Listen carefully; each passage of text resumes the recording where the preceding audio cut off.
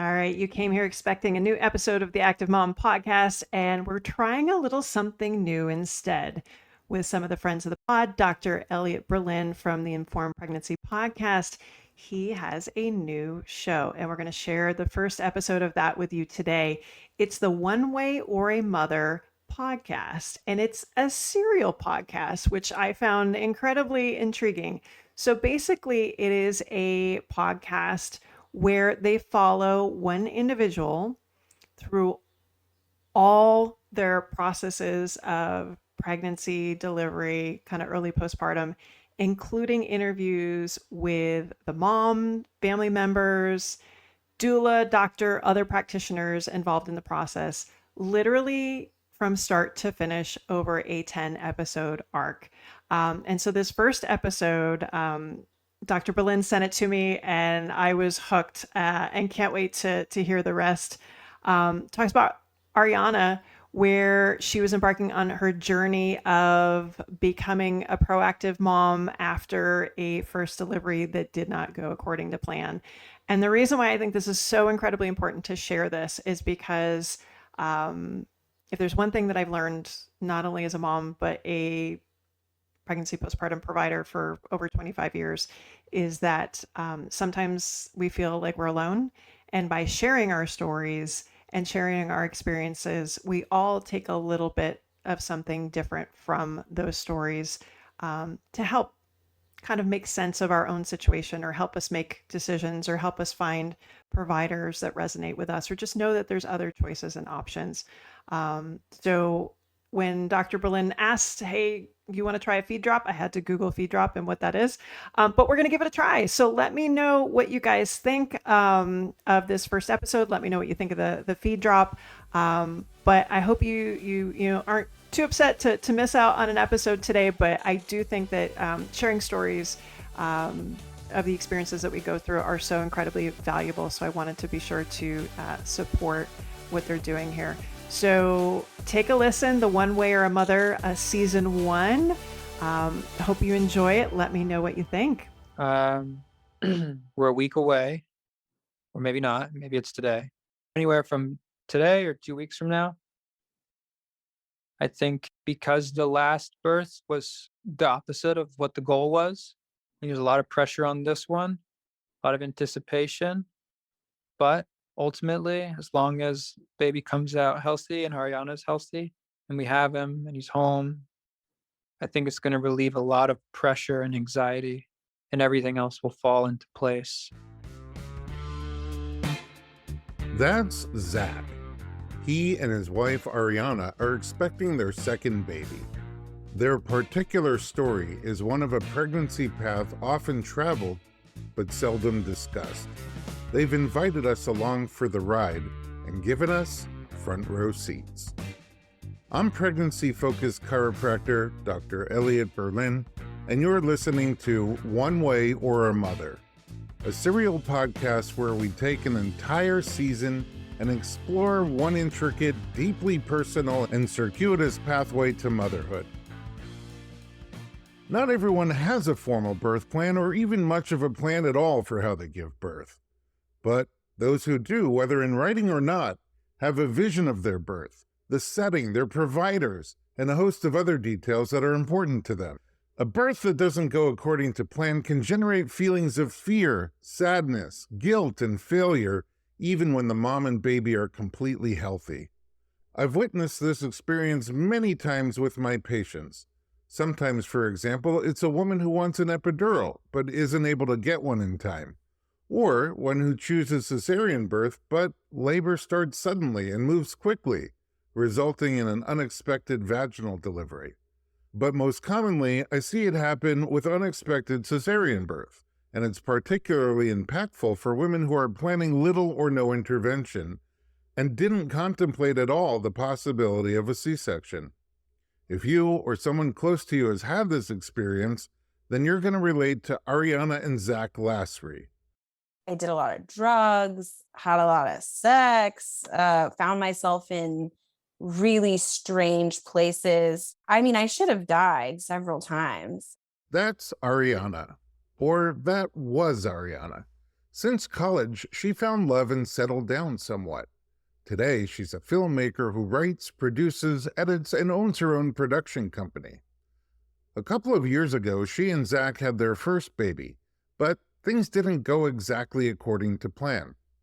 Now, pregnant again and planning a better birth experience, she finds herself processing the generational and other traumas that led to her own birth, the birth of her first child, and everything in between. Stay with us.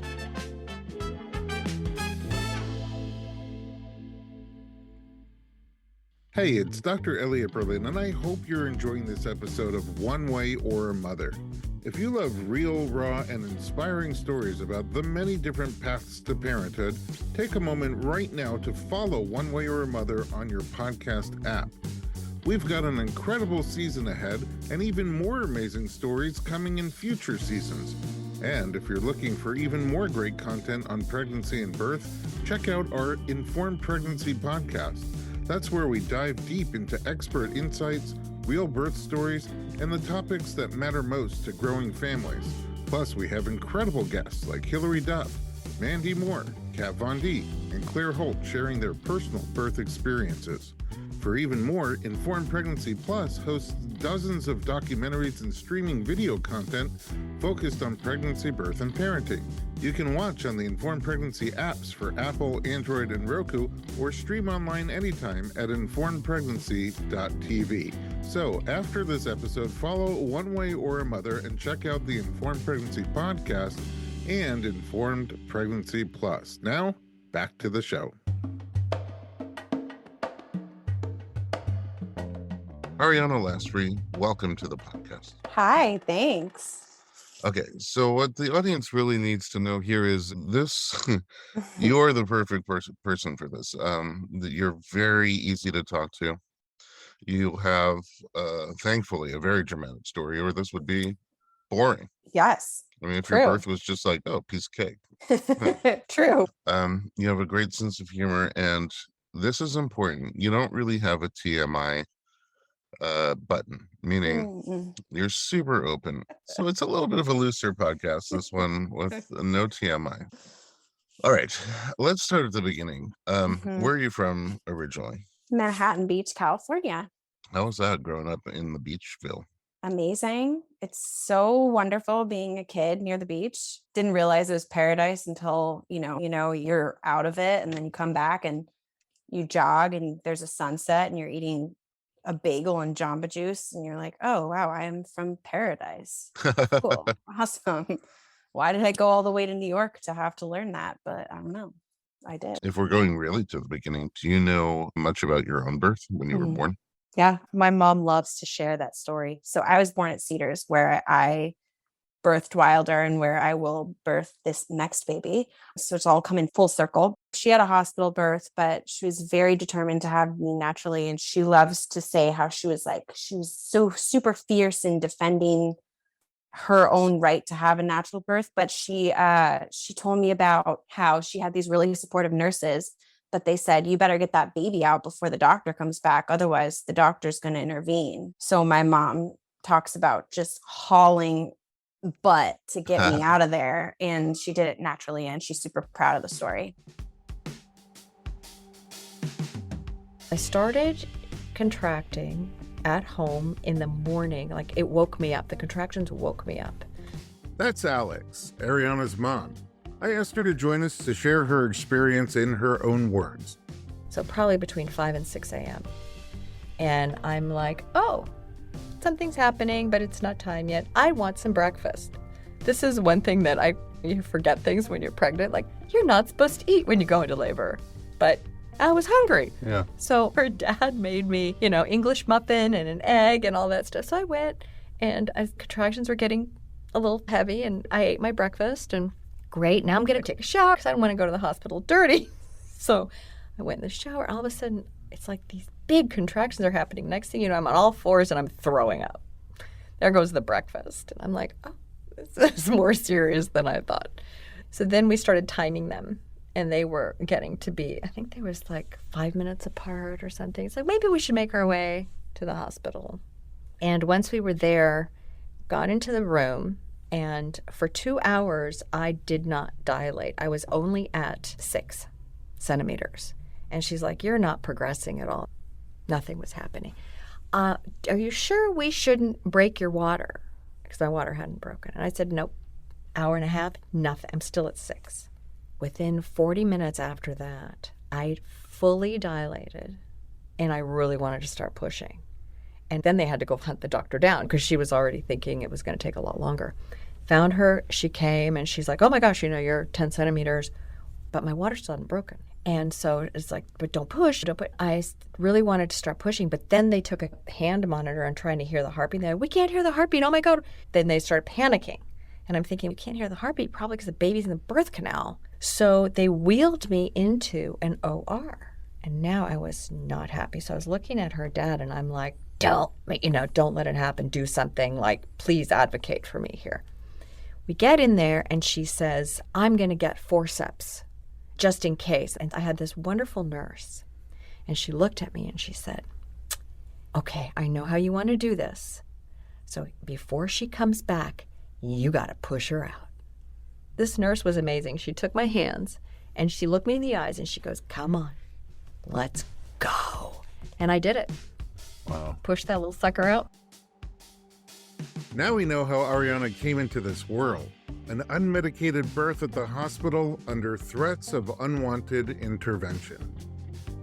During her childhood and adolescence, Arianna was raised primarily by her mom, Alex, in Manhattan Beach, California, after Alex and Arianna's dad divorced. While Arianna strikes me as serene and mellow, she was a rebellious teenager who experimented a lot during her younger years. I wasn't always so mellow, definitely not as a teenager. Really? No. What happened? I think I was the teen from hell, especially for my mom. I had a lot of daddy issues and loved to experiment, was rebellious. I'm naturally anti-authority, so the whole thing was just a bit of a mess. But somehow I made it to college. Oh, you made it through. I made it through. We're all alive. It's fine. Is your dad not in your life at all? No, he's not. I welcome it if he'd like to be. I see him maybe once a year at my grandma's birthdays or for different family events that are on that side, but no.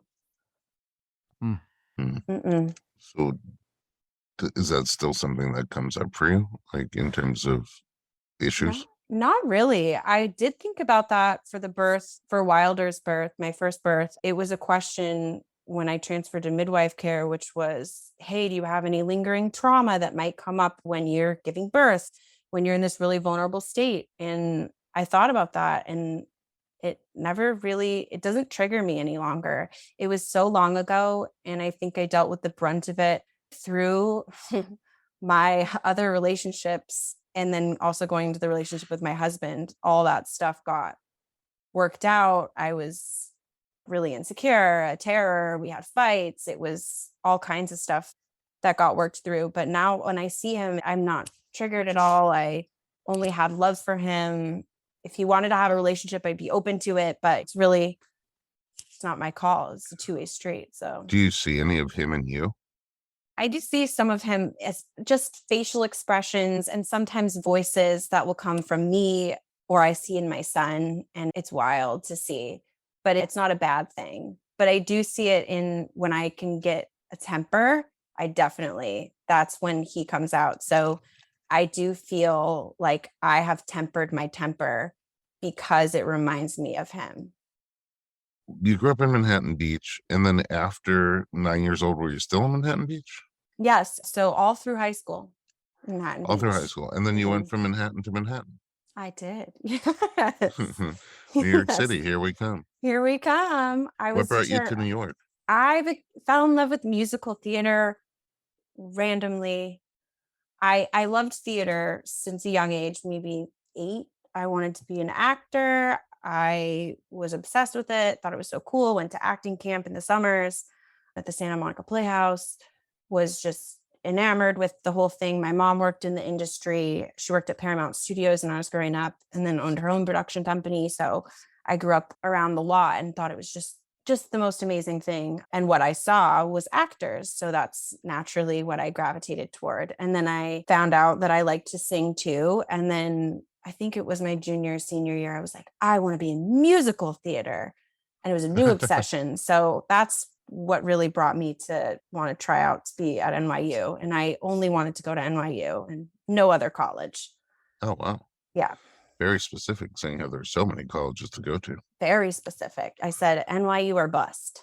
Why NYU? Was there somebody you knew that went there? They asked me this in my interview, which I didn't even know there was going to be an interview when I went to my audition. And I said, I fell in love with your website. I guess it is important what we put on that. Yeah. So that was my reason. And I I don't know. I just had a calling. I have no idea why. Hmm. I think it was just, to me, the end all be all for whatever reason. I couldn't find a better alternative for myself. Nobody had a better website than NYU. No, it looked really pretty. Pictures of Washington Square Park, just gorgeous. Did you pursue singing separate from acting, or was it a combination musical theater only? The audition was a combination musical theater only, and I didn't get into that program. I got into the experimental theater program, which also was very voice heavy, dance heavy, body movement heavy, which I realized was a better fit for me in the end. Like all our teachers did a lot of experimenting and drugs in their youth, and perhaps not in their youth. And, they had been around the block multiple times. They had awesome approaches to acting and moving your body and experiencing the world. And it was really just an incredible experience. Yeah, I wouldn't trade it for anything. What is the definition of experimental theater? Man, your guess is as good as mine. It's everything and anything from downtown theater to, for example, you could do a senior project at the end if you chose to, and you could make something. You could make experimental theater. And one of our graduates made a sport. So circle rules football. He made up a sport. Other people put on full-on productions, from like gender bending streetcar to just getting naked on stage and painting yourself. Anything, really. That does sound quite experimental. Yes. Getting back to that original question, Mhm. you didn't pursue singing as a singer or No, dance as a dancer. It was all one big no, experimental it was all package. one big thing. And that led me to ultimately, after school, realize that I just liked making art and being a part of making art. And that was it. It didn't matter in what capacity, way, shape, form. I liked creating it. I liked helping other people create it. Yeah. Making other people's visions come to fruition, coming up with my own visions if I had something to say at any given point. So it's really, the nature of experimental theater is very collaborative. So you're an artist that likes to work in a puzzle. Yes. Yeah. Huh. That's great. Yes.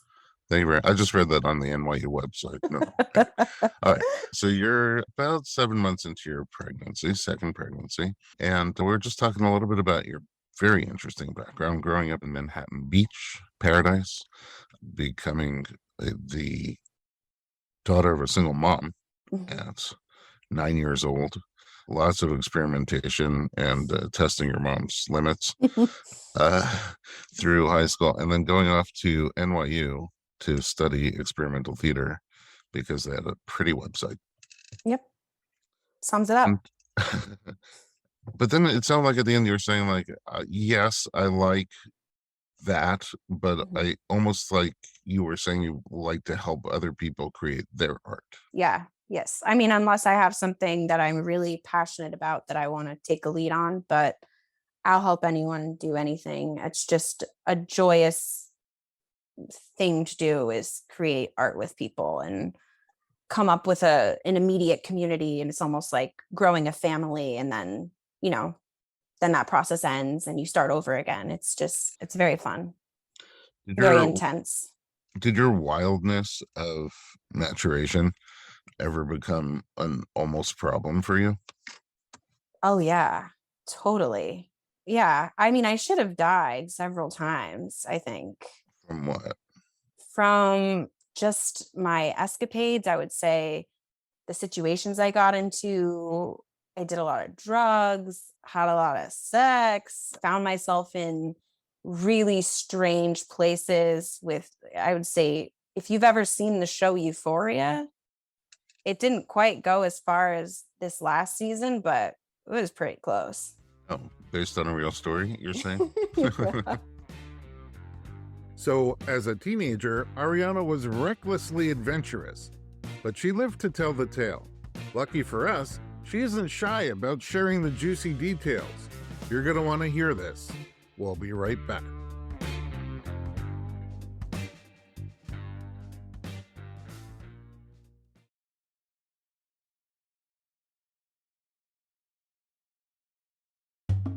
Welcome back to One Way or Mother.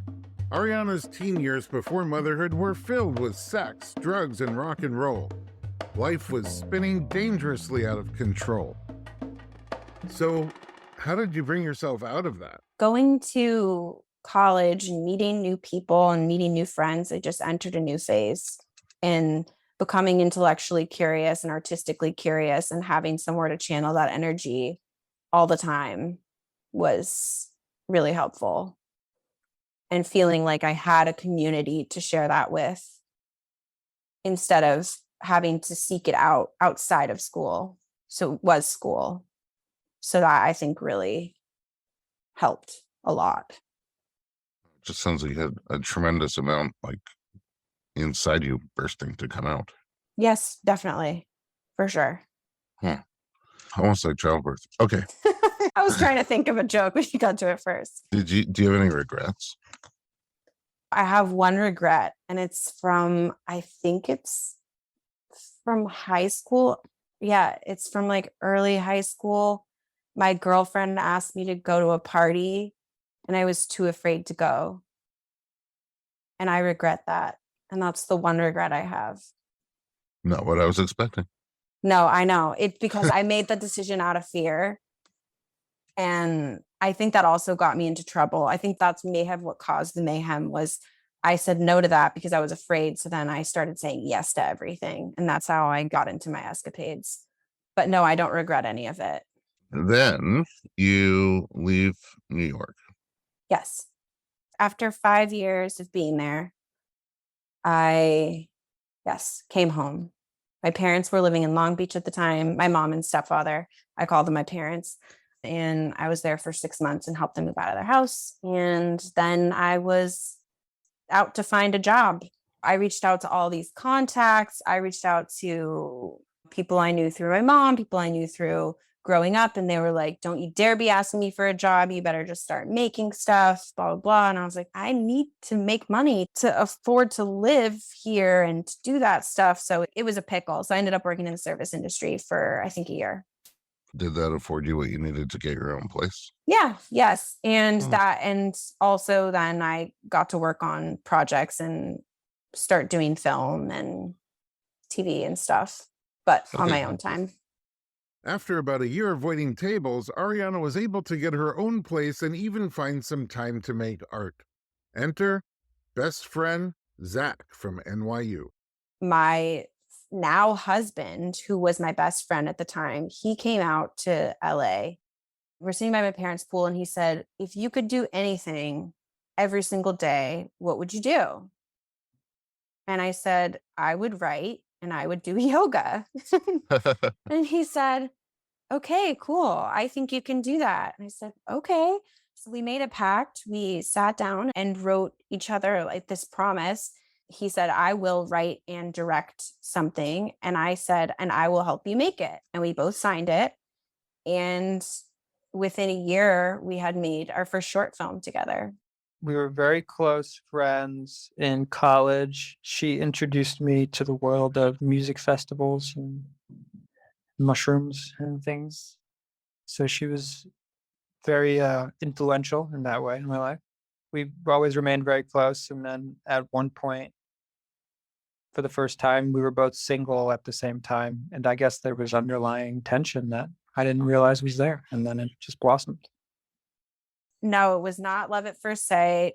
I walked in and I thought, oh man, there are no cute guys here. He walked in, he was like, oh, that girl's really cute, talking about my friend. So they dated. Yeah, they dated for years, actually. So I knew I liked him I think we were sitting in an apartment somewhere, just like a couple weeks after we had met. And I remember staring at him and he was just quietly like sitting in the corner. And I was like, man, he's so thoughtful and weird. I think I love him. And I called my best friend at the time and I was like, I love him, but he likes my friend. My friend likes him. What do I do? And she just told me to bury it. She said, bury it. I said, okay. So I did for 4 or 5 years. Yeah. That's crazy. Because like we know what happens when you bury stuff. Because It as a always comes teenager, back. Yeah. Definitely weird and thoughtful. Yeah. That was just what drew me to him. So after that, we were just really good friends and eventually best friends. And he came to visit me in LA after I moved. And whenever I was in New York, I would hang out with him and we just went from there. And eventually in 2014, he came to visit and we were out dancing one night and we had our first kiss and I smelled his beard and told him on the dance floor that I smell my babies on you. Yes, she did multiple times say that she could smell her babies on my beard. We started dating and it was pretty clear after a year that we were likely going in it. As long as we could keep it together, we were going in it for the long haul. I remember I had dinner with my aunt and Arianna and a couple other people, and after the dinner, we'd only been dating for... Actually, I don't even think we were dating at the time. We were just friends. And my aunt asked me why we weren't dating yet. And I said, I don't know, we're just friends. And she said, yeah, because the moment you date her, you're going to marry her. And I was like, oh, okay. Well, if you say so. It turned out she was correct. I always felt very comfortable with her. Like I'd known her forever to me. And I was always dating other people when we were friends. So it never really crossed my mind that much. I guess that's not true. It did. But I tried to not have it cross my mind. I would say I always knew we were going to be very close. And then when we were both single and started dating, it became clear that I couldn't live without her. 3 years later, we were engaged. And then 8 months after that, we were married. After love and marriage, Arianna and Zach pursued the proverbial baby carriage. Growing up in his family was really fun. He's one of 5 and his family's awesome. And he loves having a ton of siblings and his parents are still together and they're great. So he had a wonderful experience with that. And so I think he always wanted a lot of kids. And my dad's side of the family was huge. And so I always liked that energy and I always wanted to continue that. And I didn't get the opportunity to grow up with siblings. So I thought, how fun would it be if we created that for ourselves? But the whole this mental shift of we're really ready to start a family now. We both mentally shifted and it immediately happened.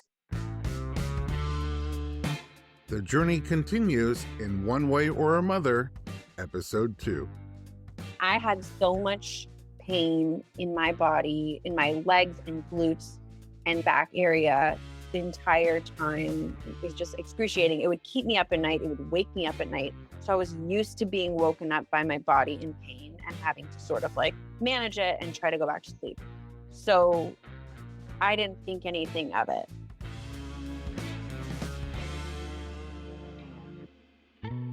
Creator, producer, writer, and a host of One Way or a Mother is Dr. Elliot Berlin, D.C. Rose Hart-Landsberg and Natalie Pulvino are the writers and producers. Paul Greenberg is the consulting producer. Glenn Nishida was the sound engineer at Pacifica Studios. Nikola Teravovich was the audio engineer. Story editing and sound mixing by Mallory Edson. Theme music composed by Guillermo Silva. Juliette Lamar was a contributing editor. Special thanks to Arianna, Zach, and their family, and the providers for sharing their birth story. One Way or a Mother is an original production by Berlin LLC and the Informed Pregnancy Project. All rights reserved. Thanks for tuning in.